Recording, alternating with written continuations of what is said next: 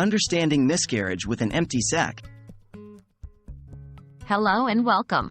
Today, we're going to talk about a specific type of miscarriage referred to as a miscarriage with an empty sac, or blighted ovum.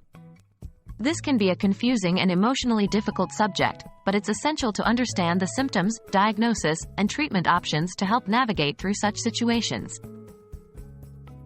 What is a miscarriage with an empty sac? A miscarriage with an empty sac, also known as a blighted ovum, happens when a fertilized egg attaches to the uterine wall, but the embryo does not develop. The gestational sac develops, but it's empty. There's no developing baby. It's a type of early pregnancy loss, usually occurring at the 7th to 12th weeks of pregnancy. What are the symptoms? Symptoms of a miscarriage with an empty sac are often similar to those of other types of miscarriages. They can include bleeding. This could be light spotting or heavy bleeding, similar to a period. Abdominal pain. This can range from mild to severe cramping. A decrease in pregnancy symptoms. Symptoms such as breast tenderness or nausea may lessen or disappear altogether. However, some women may not experience any symptoms at all.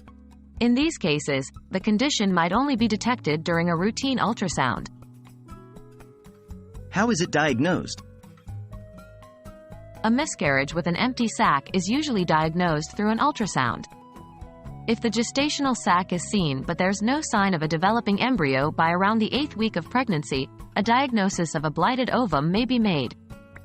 It's important to note that doctors will often conduct a follow-up ultrasound to confirm the diagnosis, as sometimes the pregnancy may just be earlier along than expected. How is it treated? Treatment for a miscarriage with an empty sac depends on the woman's condition and the doctor's recommendations. Here are some potential options. Expectant management. This is a wait-and-see approach where the body is allowed to expel the pregnancy tissue naturally. Medication. Certain drugs can speed up the process of passing the pregnancy tissue. Surgery.